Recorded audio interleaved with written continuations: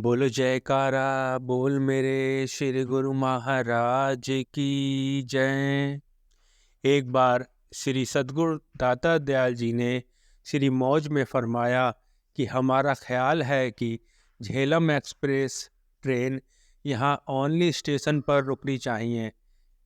इससे श्री प्रयाग धाम में मनाने जाने वाले जो पर्व पर आने वाली संगत को सुविधा मिल जाएगी। मौज होती है। आपने महात्मा आत्म प्रेमानंद जी और मुंबई के रहने वाले एक भगत जी को इस कार्य हेतु मुंबई जाने की श्री आज्ञा फरमाई।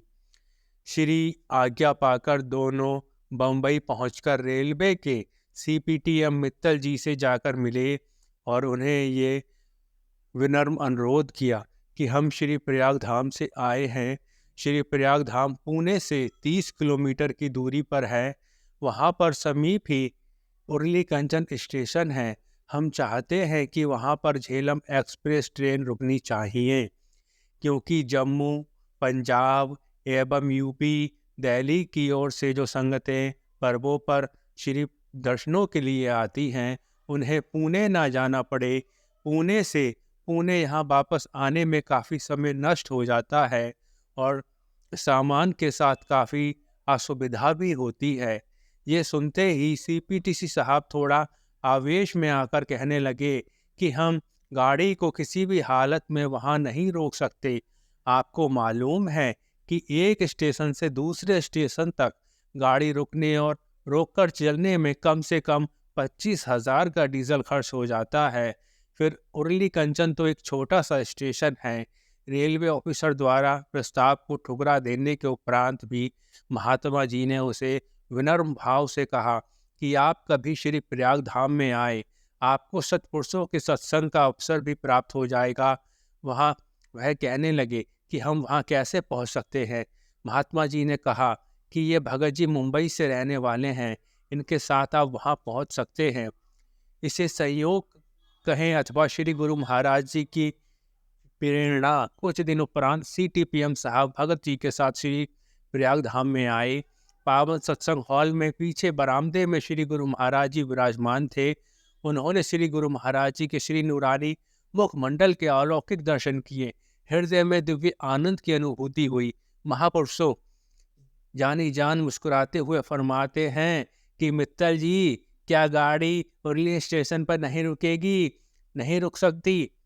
उन्होंने हाथ जोड़कर शीश से नीचे करते हुए अति निर्मता भाव से विनम्र निवेदन किया कि स्वामी जी क्यों नहीं रुकेगी? महाराज जी बिल्कुल रुक सकती है। सही मायनों में महापुरुषों की दर्शन की एक झलक जीव को कि विचार में अद्भुत परिवर्तन ला देती है। उन्होंने मुंबई पहुंचकर तुरंत ही झेलम एक्सप्रेस को अर्ली स्टेशन पर रुकने के सारे प्रबंध कर दिए। बोलो जयकारा बोल मेरे श्री गुरु महाराज की जय।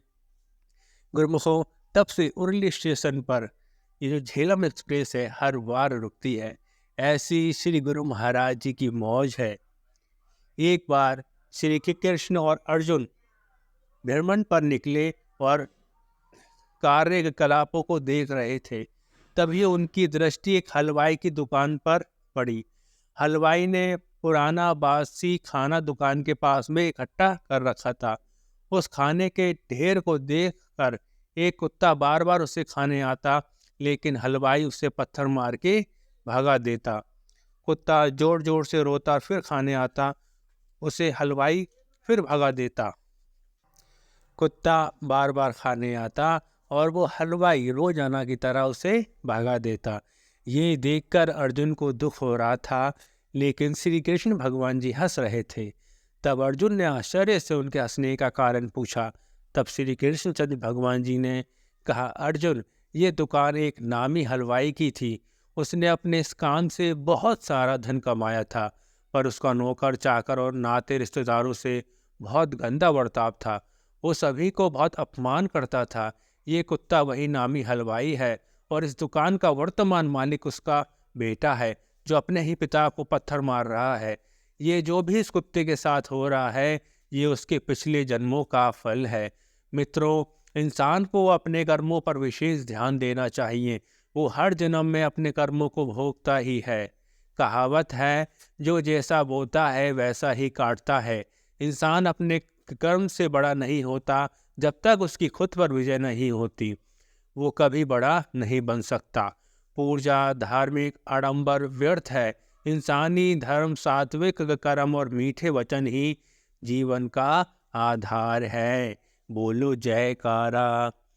बोल मेरे श्री गुरु महाराज की जय।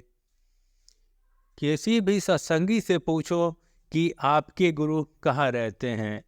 अक्सर हम गुरुमुख जन से पूछते हैं कि आपके गुरु कहाँ रहते हैं, तो सब यही कहते हैं ज़्यादातर श्री आनंदपुर धाम में रहते हैं। जो कि हमारे गुरु जी तो आनंदपुर में रहते हैं, ये सही बात है। एक भी सत्संगी ये नहीं कहेगा कि हमारे गुरु हमारे अंग संग रहते हैं, क्योंकि हम मानते ही नहीं कि गुरु अंग संग हैं। तभी तो अंदर से खोखले हैं, खाली हैं। तभी तो सिमरन में रस नहीं आ रहा है। अगर ये मान के चले कि मेरे गुरु मेरे अंदर हैं, मेरे हर कर्म पर उनकी नज़र है, तो बहुत सारे बुरे कर्मों से हम बच जाएंगे और सिमरन में रस भी आएगा। प्रेम सहित मिलकर बोलो जयकारा। बोल मेरे श्री गुरु महाराज की जय। बोलो श्री आनंदपुर वासी भगवान की जय। गुरुमुखों, सभी कहते हैं कि जहाँ जहाँ सत्संग होता है वहाँ सिर्फ श्री गुरु महाराज जी नहीं आते, बल्कि देवी देवता भी आते हैं। तो ये सौभाग्य हम सब गुरुमुखों को मिला है, श्री आनंदपुर दरबार मिला है। ये बड़े नसीबों से मिलता है गुरुमुखों, क्योंकि अभी भी इतने हजारों लोग हैं जो गुरु की तलाश कर रहे हैं, उन्हें सच्चा गुरु अभी भी नहीं मिल रहा है। सच्चा गुरु किसे मिलता है? जिनके पुण्य कर्म होते हैं, जिनके पुण्य कर्म जाग जाते हैं, जो श्री गुरु महाराज जी की बिछड़ी हुई रूहें हैं, वही श्री आनंदपुर धाम तक पहुंचती हैं। तो हमें ये सौभाग्य मिल गया है, श्री गुरु महाराज जी की चरण शरण मिल चुकी है। तो हम सब गुरुमुख जन श्री गुरु महाराज जी की आज्ञा मानकर सुबह शाम की श्री आरती, पूजा, सत्संग, सुमिरन, ध्यान ज़रूर क्या करें, क्योंकि इसमें ही संत महापुरुषों की खुशी है। तो हम सब आज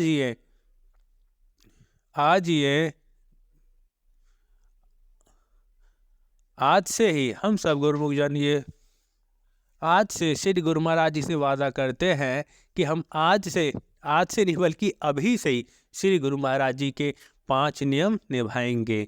बोलो जयकारा। बोल मेरे श्री गुरु महाराज की जय।